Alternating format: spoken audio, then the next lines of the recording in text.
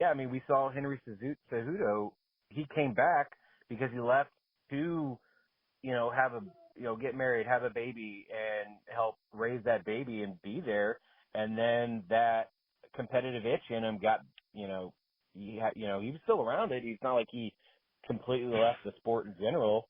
And, watching his videos of him breaking down fights is very fascinating, on multiple levels if people actually want to learn more about the sport. But he's back now, and he got back in the testing pool. He's now up for a title fight. It's happening, as we're recording this. It's happening this weekend. So, it happens a lot. I mean, we see it in football as well. You see those college guys that, or even high school for that matter, they can, be real. They could be the next LeBron James, the next Deion Sanders, or whoever.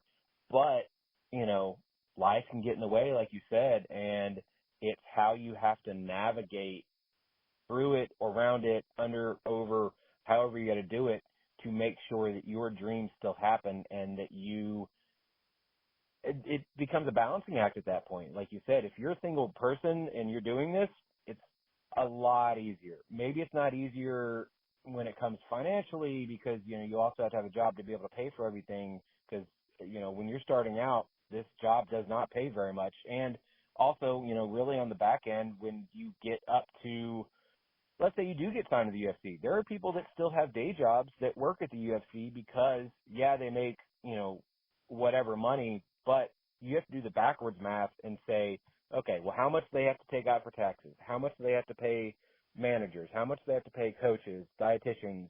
And then you go from there, and they might have half left if they're lucky. So, and whether that takes them to the next fight or not is completely up to them and, how far the money they can stretch it. So, yeah. Oh, yeah. I think Beck Rollins was just talking about something like that. I think she said after she was done paying everybody, after her UFC debut, she only had like $3,000 or $4,000 or something like that, I think. It was just some ridiculous amount, like something low.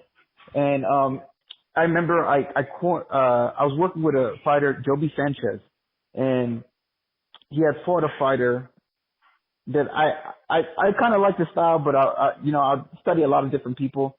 And an article came up that he was starting he was starting a GoFundMe for a training camp. And I'm just like, you're a professional fighter in the highest organization on the planet, and you're starting a GoFundMe? Like, something's wrong with this picture, So even it's not even guaranteed at the highest level. So exactly. I think I love mixed martial arts as the art, but as the business side, I'm not the biggest fan.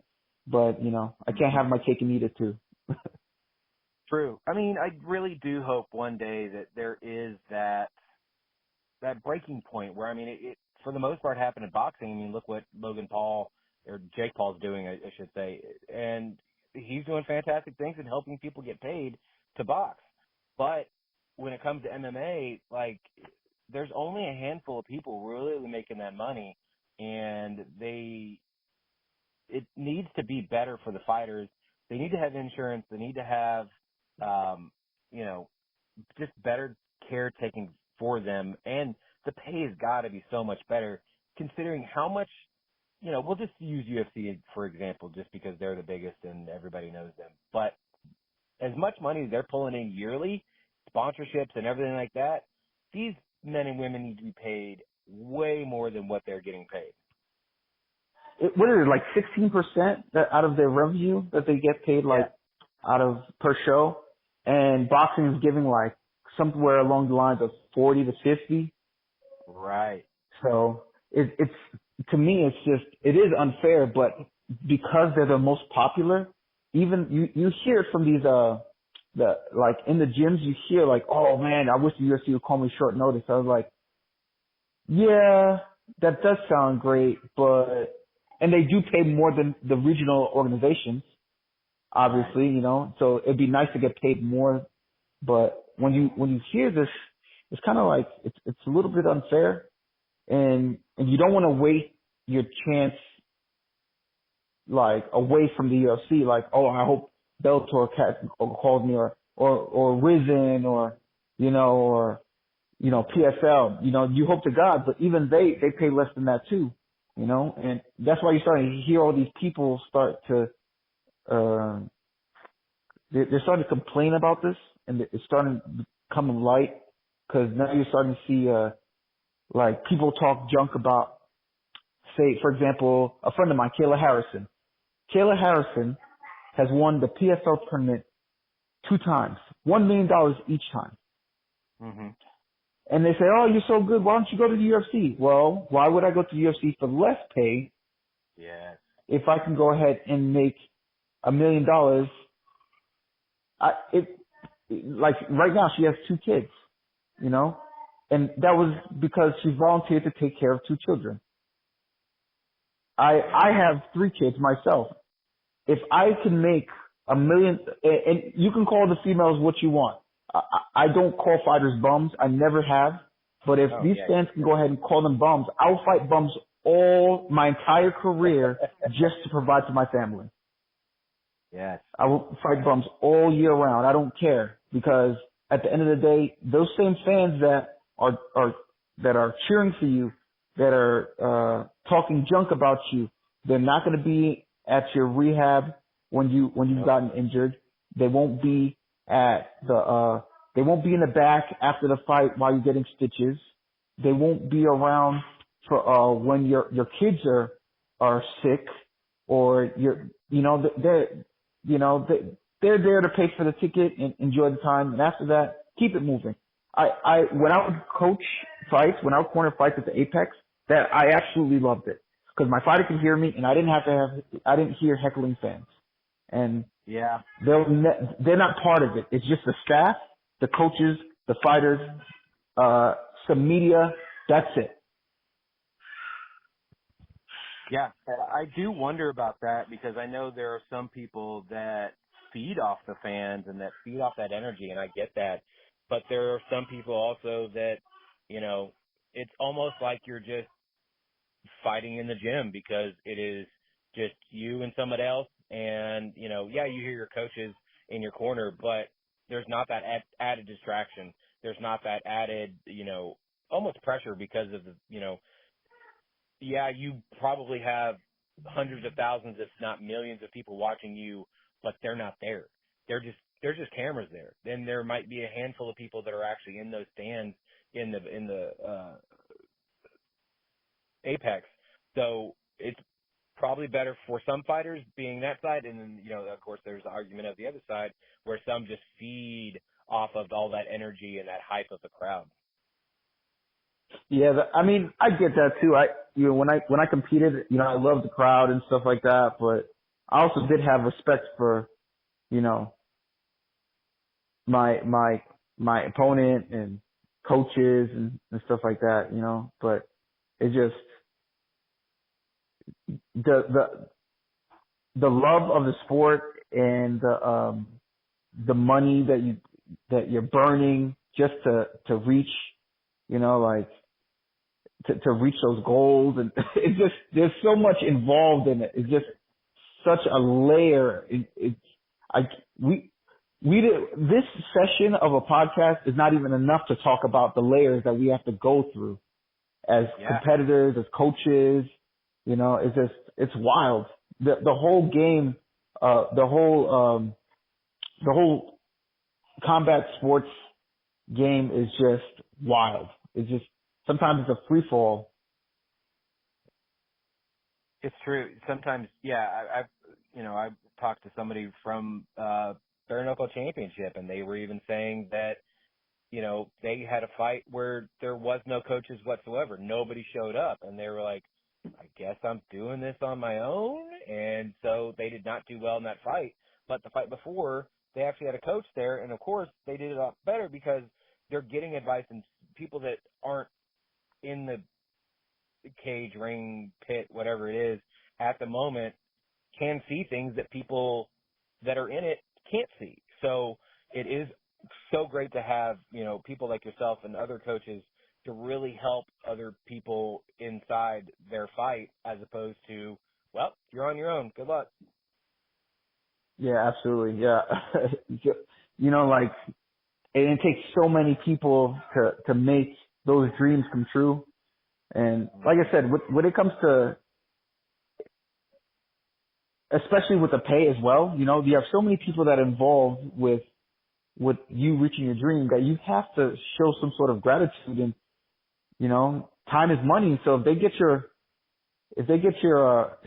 if those people give their time, you have to give them something back. So those same people are just, you know, like, what can you say? When they're not there, you can't be mad. So I used to have issues with, some fighters, and they would, you know, some of them were like, oh, I wish you could come to my fight, coach. I was like, yeah, but you're making 500 and 500, you know, Yeah. like, what am I supposed to do? How am I supposed to take care of my child like that? You know, like, Yeah. and then even if they have 500 and 500, it's multiple fighters like that. And so say you have a roster of say 15 fighters, and all of them and you have out of those 15 fighters, 8 fighters are at amateurs, and the others are regional, and maybe 1 or 2 fighters are in the UFC. You know, it's very hard. And then those same guys are paying out their little bit of money to pay strength and conditioning coaches. They're paying meal prep. They're paying for medicals. It's the pay that the UFC has created. I understand, and I believe it was Caitlin Chikagian and her husband who mentioned this, and I agree with them to a certain extent. They mentioned that that first contract that a UFC fighter has is, it might not seem like a lot, but it's kind of like a trial contract.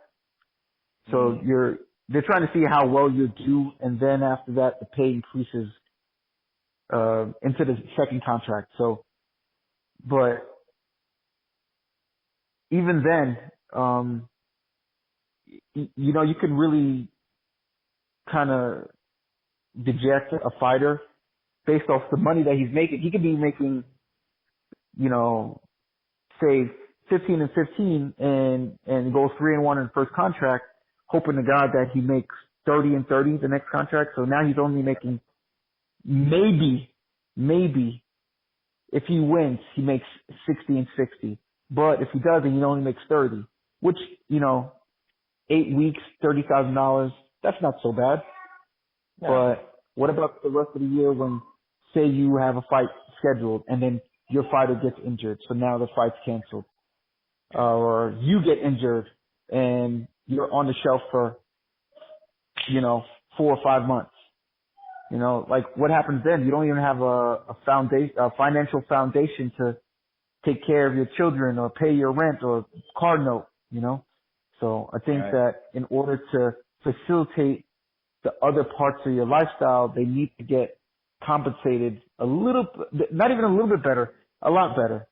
Even if they went from 15 to 30, it's not 50% like boxing, but if they went to 30%, the coaches don't have to do the spare job where they're, you know, they're no longer, they don't have to be, doing Uber driving. Like, I knew a coach that was doing this, and he was an Uber driver, but, you know, or he was a teacher, you know, he can actually make a living off of, say, 3 or 4 UFC fighters or something like that, you know?